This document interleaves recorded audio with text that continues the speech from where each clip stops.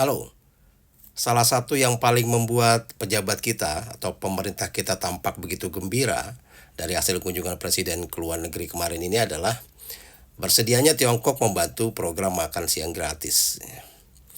Nah, kira-kira kita sadar nggak ya kalau ada bahaya juga di balik ini semua? Ya, di balik kemegahan dan janji manfaat ekonomi dari megaproyek yang dilakukan oleh Tiongkok, seperti misalnya Belt and Road Initiative atau BRI, ada sejumlah risiko dan bahaya potensial yang perlu diperhatikan oleh negara-negara berkembang. Hal ini adalah ya sisi lain lah dari investasi yang seringkali tidak terlihat atau bahkan mungkin diabaikan, seperti beban dan jebakan hutang. Banyak negara yang terlibat dalam BRI menghadapi peningkatan beban hutang. Misalnya Sri Lanka. Sri Lanka ini mengalami kesulitan membayar hutang untuk proyek pelabuhan Hambantota yang akhirnya mengakibatkan pelabuhan ini atau aset ini dikuasai oleh Tiongkok selama 99 tahun sebagai pengganti hutang.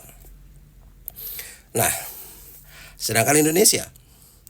Nah, meskipun Indonesia masih dianggap berada di dalam zona aman dengan hutang sekitar 8 ribuan triliun rupiah pada tahun 2024 ini, tapi resiko peningkatan hutang dan ketergantungan kepada pinjaman Tiongkok tetap ada, terutama dalam pembiayaan proyek-proyek besar seperti kereta cepat Jakarta-Surabaya. Belum lagi ya yang tadi yang dikatakan Pak Prabowo Subianto yang mengatakan kalau Tiongkok bersedia membantu untuk membiayai program makan bergizi ya, makan bergizi gratis ini. Nah, dengan peningkatan investasi dan keterlibatan ekonomi, negara-negara seperti Indonesia ini bisa menjadi lebih bergantung pada ekonomi Tiongkok nantinya.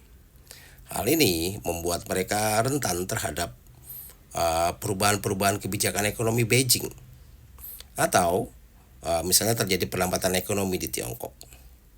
Seperti halnya Malaysia. Nah, Malaysia ini sempat menghentikan beberapa proyek BRI mereka karena mereka khawatir terhadap pengaruh ekonomi yang terlalu besar dari Tiongkok. Meskipun akhirnya beberapa proyek dilanjutkan setelah dilakukan beberapa kali negosiasi. Nah, selain itu, proyek infrastruktur besar seringkali melibatkan konstruksi yang masif gitu ya, yang bisa merusak lingkungan setempat dan lain-lain lah.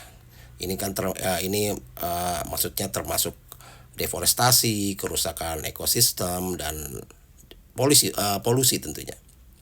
Proyek seperti kereta cepat Jakarta-Bandung ini menghadapi kritikan tajam nih karena proses pembebasan lahan dan potensi dampak lingkungannya begitu besar.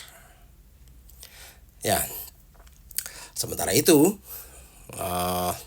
banyak kesepakatan dari proyek BRI ini yang dilakukan tanpa transparansi yang cukup ini.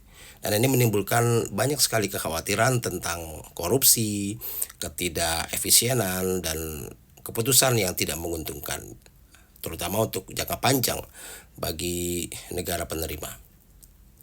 Banyak kritik bahwa beberapa proyek tidak dilakukan dengan perencanaan yang matang gitu dan dengan studi kelayakan yang memadai lah gitu. Yang ya bisa saja membuat proyek-proyek tersebut tidak berkelanjutan atau ya bahkan memang tidak perlu dilanjutkan nantinya. Ya, semoga saja pemerintah kita mau belajar dari apa yang terjadi di Sri Lanka. Salam.